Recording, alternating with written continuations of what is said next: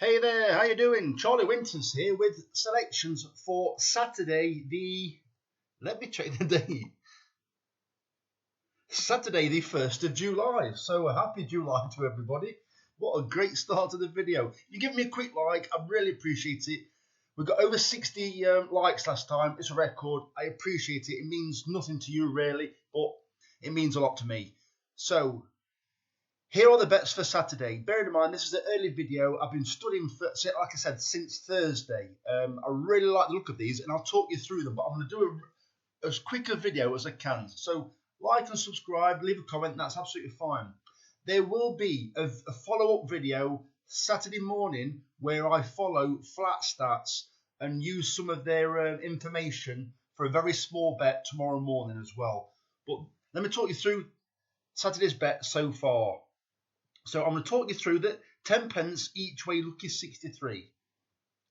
So the first selection is Point of Attack at 11 to 1 at 12.40 at Newmarket, paying 4 places instead of 3.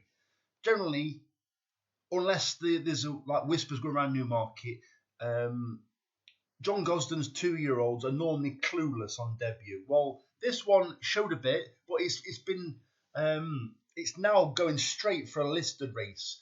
Bearing in mind that its Racing Post rating of 82 is right amongst those that have won already. So he's right up there on form. Don't be concerned about the amount of wins that are against the other horses' names. The Racing Post ratings actually rate them all very similar. So I'm expecting this to come on bundles. I expect you do as well. With the John Gosden 2-year-old. It wasn't favourite, it wasn't short price or anything like that. I think it was about 9 to 2. Ran a decent race, and I definitely think it could come in the first 4. It's got a cracking chance. I have noticed I keep saying cracking all the time in videos, just thought I'd mention that. The second selection is Winter Watch at 18 to 1. Bearing in mind these prices, I've taken them for like information purpose, not as though I like provide you with profit and loss. It also gives me an option with cash out, but I just like to provide you with a price so you've got a rough idea round about what price they are. So it's Winter Watch at 18 to 1 in the 130 at Newcastle. It's the Northumberland Vase, paying 5 places instead of 3. In the early days, this was a very good horse. It was a very promising horse for Andrew Baldwin. It was bought by different connections and was sent to Harry Fry. Looks like they intended on having a hurdling campaign. Well, during its early stage in its career, it was based mainly on the all-weather. And it's not much higher in the handicap now. I looked at the breeding and I was like, whoa. So I believe the sire is something like Lord of England. And the dam sire is... It's Grandad. I can't remember... But anyway, I looked at Flat Stats for both of them. Well, Lord of England had an above average return or strike rate on the all-weather. And also the Damsire had, I think it said a slightly profitable. Normally, the vast majority of times you look at the all-weather pedigrees or even the turf pedigrees, they will generally say lost to a pound stake or as a poor strike rate. So this is actually bred for the all-weather. Well, I believe recently, bear in mind, I've been looking at this form for ages now. I think it's this horse as well, what I'm about to say now. I do believe it's been tried over on turf. It had a wind operation a while back now, but I think the recent couple of runs will have got a bit of fitness into it. They've really got stuck into the training. I think Harry Fry is a force to be reckoned with when he sends his horses on the flat. So I think 18 to 1. And I think it's a dreadful race, this Northumberland Vase. So I do think there are a number of horses with chances because it's quite an open race. The third selection is Aztec Empire at 28 to 1 in the 5 past 2 at Newcastle in the Northumberland Plate, paying 4 places instead of 3. Andrew Baldwin likes a runner in this, and he had 2 in it last year. I think last year's race was by far a lot better than this year's race. Obviously, Trushan won it, an official rating of 120. I think the top rating this year is either 107 or 101. But then there's a gap to the next horse. And in my opinion, they're all much of a muchness. There may well be a standout one. But as you'll see in my bets later on, I do think there are some outsiders with like live chances, like at crazy prices. And they're paying 7 places, which is like massive. And just a heads up, I looked at the flat stats draw. So what I typed into flat stats, you can do it yourself. So you go to flat stats, then you go to draw bias. It gives you the course. So you go to Newcastle, you go to the all weather, go to the Newcastle, and then you scroll down and you start eliminating or you start highlighting certain things that you want. So you type in from 16.5 furlong to 16.5 furlong, then you put a range of runners in that. Then I click generate, and it's actually a big preference for high. It's dreadful for low, it's much improved for middle, but it's by far the best with high numbers. I think that might be because of like a slow starting or horses from low numbers that don't always get the best of break, just get totally written off, shuffled by in 15, 20 runner race, and have pretty much no chance. So there may be other reasons for it, but that's my take. So Aztec Empire has got a wide draw. It's got a wide draw. Harry Davis is on board. Well, Harry Davis rode a 40-1 place for us at Ascot, and it looks a decent jockey, and he's still claiming 3. And it does ride quite a lot for Andrew Baldwin, so I think it's got every chance, and he'll certainly know about the horse. Another interesting horse, the 4th selection, absolutely flawless at 11-1. I think it's probably going to get bigger, that horse, but I've taken it, like I said, the reasons beforehand. In the 7 minutes past 3 race at Chester, paying 4 places instead of 3. Chester suits pace and a lowish draw, although maybe not in this race. I've looked at this race, and you've got virtually every horse crying out to either lead, is extremely keen, or likes to race prominently. This horse got a habit of dwelling, or dwelt in, if that's such a word, or very slightly missing the break, but then it's got plenty of pace, but they don't rush it up. It's actually held up normally, and I think it's going to get a brilliant toe into the race, being drawn 3. There are far too many horses that need to lead. You've got the fancied horse, Pause for Thoughts, drawn 9. That has to lead. You've got Cuban Breeze that I fancied and back last time, drawn 3. It actually took a bit of a wider run style last time. It didn't quite handle the bend like it normally does. And I think absolutely flawless will be slowed away, go straight to the rail from 3, straight to the rail, which is only a couple of places in. And basically, I think she's just going to sit and watch them all, fight for the lead, pounce late, hopefully at least 4th place, hopefully a winner. And that's how I think it'll turn out. So, next selection, Easter Island at 16 to... Bearing in mind, I'm actually buzzing about these. I never use the word buzzing, by the way, but I'm absolutely buzzing by these. I think there's such a brilliant angle on all of these. Don't get me wrong, we could have get 6 unplaced horses, but I just think there's great angles about all of them. Easter Island at 16-1 in the 4.25 at Newcastle, paying 4 places instead of 3. This horse looks a complete monkey. It was gelded before it even hit the race course, ran once, then it had a wind operation after.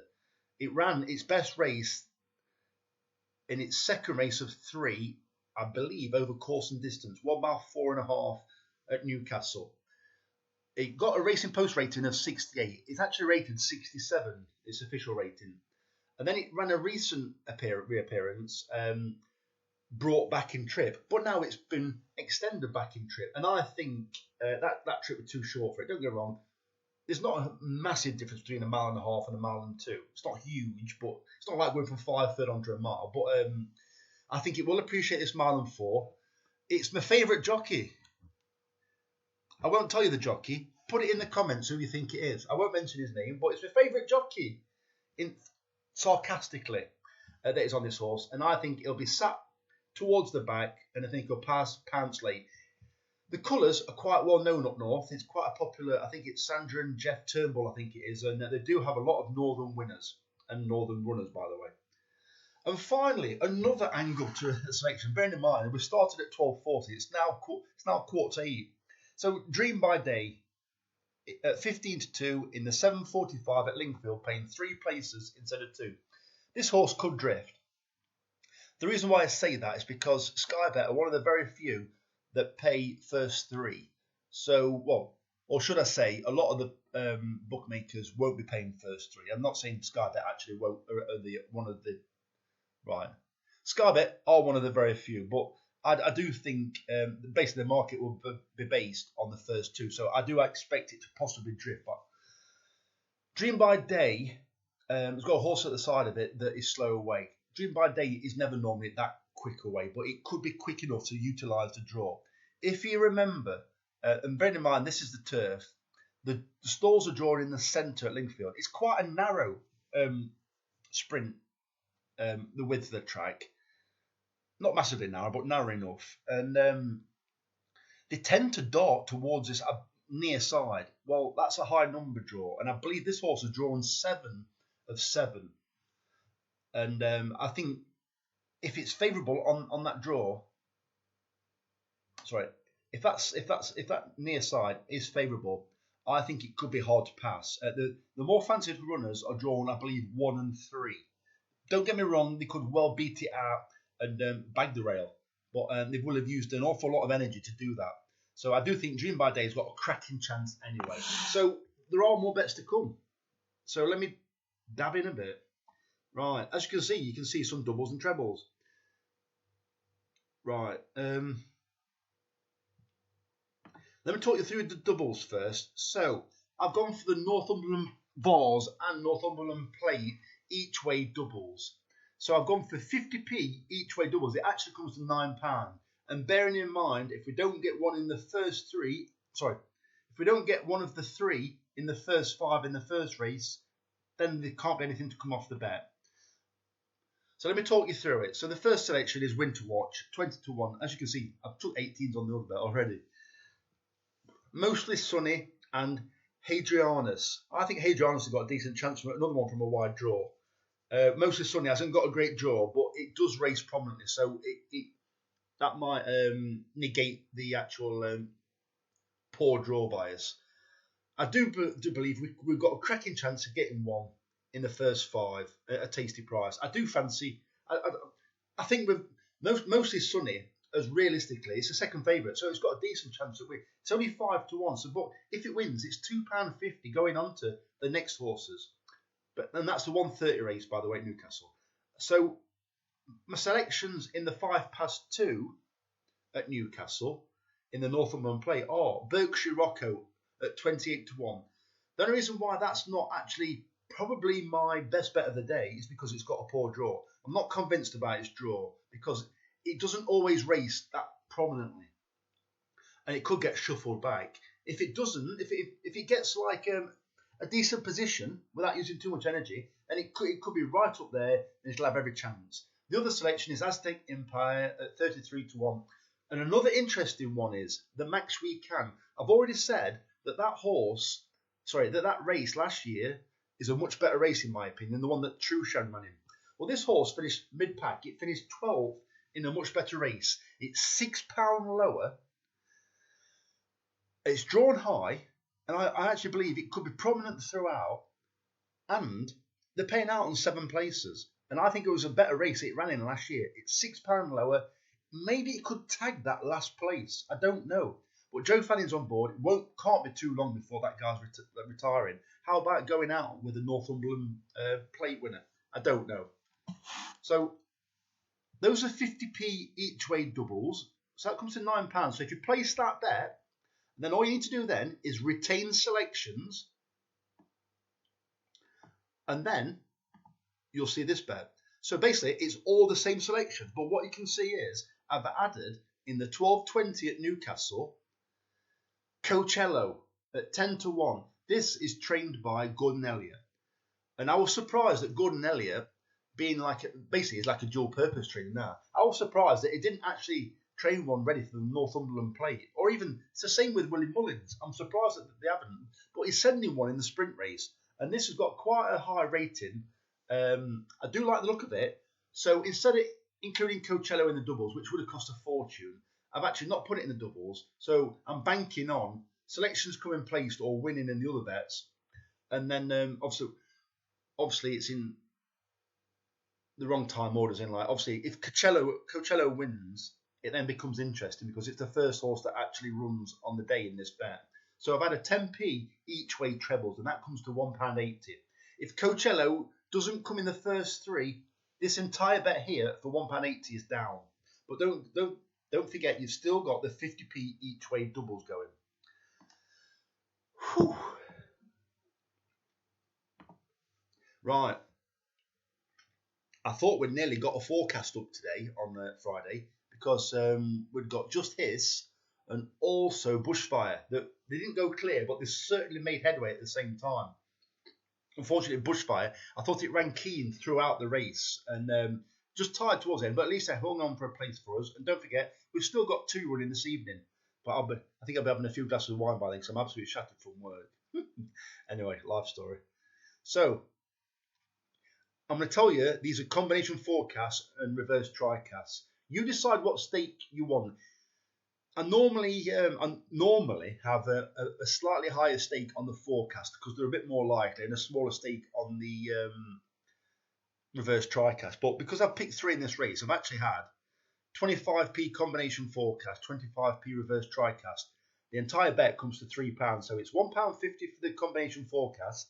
Then the 25 pence reverse tricast also comes to £1.50. So all you do, if you're on Sky Bet, you scroll below the main betting where it's giving you the odds, and it should say forecast and tricast.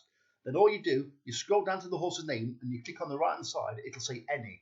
That means any position it can finish, which basically means reverse or combination or whatever it is. So add the 3 horses. So the 3 horses are Mostly Sunny, Hadrianus and Winter Watch. Place that bet. Then, that's the other part of it. I've even got 2 pages, crikey.